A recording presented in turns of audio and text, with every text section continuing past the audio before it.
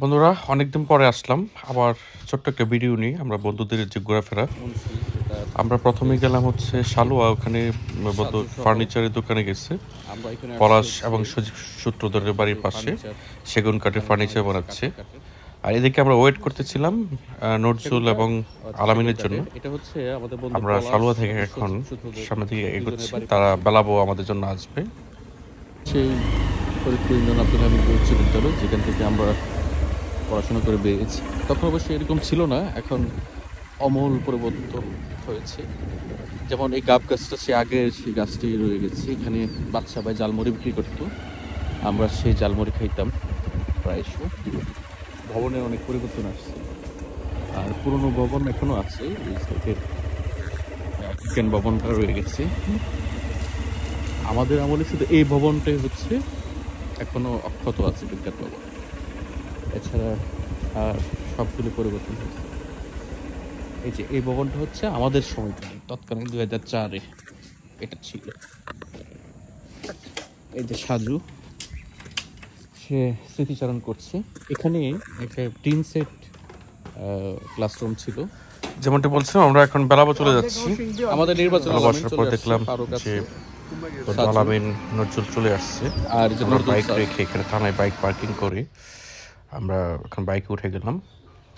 আমরা যাবো হচ্ছে মনোহরদি এক জায়গায় পিঠা বিক্রি করে, ভালো ফেমাস পিঠা খাওয়ার জন্য। এই যে গাদাগাদি করে বসছে আমার বন্ধুরা। আমরা দুজন আসলাম থেকে, আর আমরা এখানে ছিলাম হচ্ছে 4-6 জন হয়ে গেছে। আমরা গাদাগাদি করে বসলাম, অনেক মজা হচ্ছিল।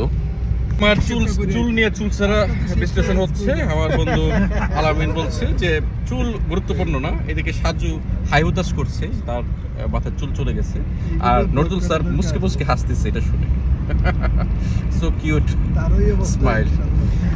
আচ্ছা, আমরা চলে যাচ্ছি পুরাতন ব্রহ্মপুত্র নদীর পাশ দিয়ে পুরাদিয়া রোড হয়ে বেলাবো থেকে রওনা হচ্ছে। আমরা যাব হচ্ছে বল্লার মোড় এবং দুলোর মোড় নামক স্থানে, যেখানে ভাপা পিঠা সহ বিভিন্ন প্রকার পিঠা বিক্রি হয়, খুব ফেমাস, এবং চা, খুব বিখ্যাত চা পাওয়া যায়।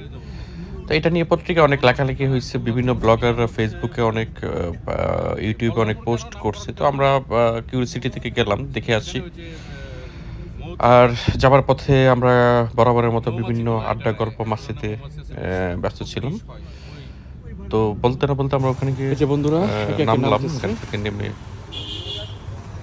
স্পটে গাড়ি পার্ক করে আমরা এখন পিঠার রাজ্যে চলে আসছি। এক্সপ্রেশন গাড়ি থেকে নামতেছে, মনে হচ্ছে যে তারা যুদ্ধ জয় করে আসছে।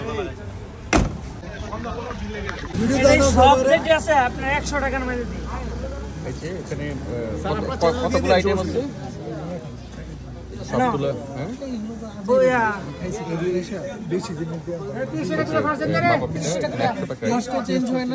সবগুলো আইটেম 32টা আইটেম দিয়ে পিঠা বানানো হয়।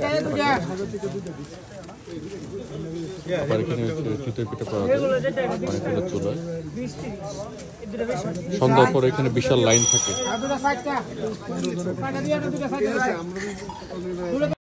আমরা যখন গিয়েছিলাম এখানে হচ্ছে পড়ন্ত বিকেল, আর যেমনটা বলছিলেন ওরা যে এখানে প্রচুর পরিমাণ মানুষ সমাগত হয়, পিঠা খাওয়ার জন্য আসে।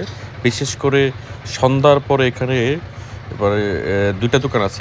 এটা হচ্ছে যার নামে মোড়টা হয়েছে তার নাম দুলুর মোড়, আর অপোজিট আর একটা আছে। দুটাতে প্রচুর পরিমাণ ভিড় থাকে। তো আমরা প্রথমে বিভিন্ন রকম ভর্তা দিয়ে ডিম পিঠা খেলাম, ভালোই লাগলো। তবে ধনিয়া পাতায় ভর্তায় লবণ কম হয়েছিল পিঠা, তো এটা আমরা তাদেরকে জানাইছিলাম। তারপর আমরা নিলাম ভাপা পিঠা পরক করার জন্য। তো ভাপা পিঠা আমার কাছে ভালোই লাগলো। ওখান থেকে আমরা খেয়ে চলে গেলাম এখানে একটা দোকানে। দেখেন কত বড় হাঁড়িতে দুধ দিয়ে হচ্ছে এই চাগুলা তারা বিক্রি করে। এখানে প্রচুর পরিমাণ মানুষ আসে দূর দূরান্ত থেকে, এবং স্থানীয় লোকরা চা পান করে। এখানকার চা খুবই পান করতে খুবই ভালো লাগে। যে আমরা এখানে পিছিয়ে বসার জায়গা ছিল, আমরা ওখানে চলে গেলাম। কিন্তু সমস্যা হচ্ছিল, আমরা এখানে আড্ডা দিচ্ছি আর এই যে তারা মোবাইল নিয়ে ব্যস্ত, একজনের নাম্বার আদান প্রদান করতেছে।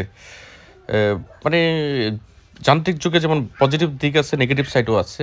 আমরা আসছি ঘুরতে, কোথায় ঘুরবো তা না করে তারা মোবাইল নিয়ে ব্যস্ত। এখন আমরা চলে আসছি সাজুর বাড়িতে। এটা হচ্ছে যে বন্ধু ফারুক রুটি সেকতেছে। আজকে আমাদের এখানে সাজু বিশাল অ্যারেঞ্জমেন্ট করেছে। এটা হচ্ছে বিফ ভুনা, তারপর এখানে আছে হচ্ছে চিকেন, দেশি চিকেন, আর যে শসা। তারপর যে এখানে দেখাচ্ছি কিভাবে সাজু নিজের হাতে আমাদের জন্য নজরুল স্যার আর মুরগিগুলো জবাই করে আলামিন সাজুর বাড়ির আগমন উপলক্ষে আমি বেশি না, যেহেতু মাত্র 8 পিস ফেসবুক দেশি মুরগি এগুলো অ্যালাউ করে না, এই জন্য আমি ড্রাগ করে দিয়েছি যাতে ওটা গাজী মামা তো মিস করবে আজকের এই দিনটা। এখানে আছে ভেজিটেবল, এই যে আমাদের বন্ধু ফারুক কত কষ্ট করছে আমাদের জন্য। সাজু কতগুলো তেঁতুল চাটনি নিয়ে আসছে, কেন যে নিয়ে আসছে সেটা আমরা নিজেরাও জানি না। যেমনটি বলছিলাম যে রাতের বেলা আমরা যখন খাবার দাবার খেয়ে আড্ডা দিচ্ছিলাম তখনও সে মোবাইলে চ্যাট করতেছিল, কি বলবো তার কথা। তারপর আমাদের সকালবেলা আমরা বেরিয়ে যাচ্ছি, এখন যাবো শ্বশুর বাড়িতে। সাজুর বাড়িতে খাওয়া শেষ, এখন লাঞ্চ করব সাজুর শ্বশুর বাড়িতে গিয়ে। আমরা সেই উদ্দেশ্যে সবাই বের হইলাম আর রওনা করলাম। গাড়ি স্টার্ট দেওয়া হলো।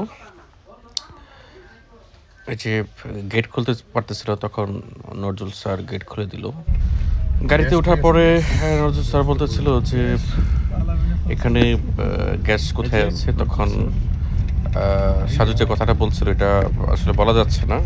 আলামিন কোথায়? এই যে ফারুক। আমরা ভৈরব যাব।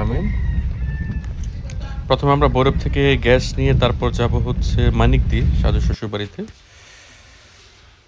আমরা সেই মোতাবেক রওনা হলাম। এটা হচ্ছে শান্তিনগর বলা হয়। এই রাস্তাটা অনেক সুন্দর, বিশেষ করে বর্ষাকালে রাস্তাটা দুই পাশে পানি থাকে।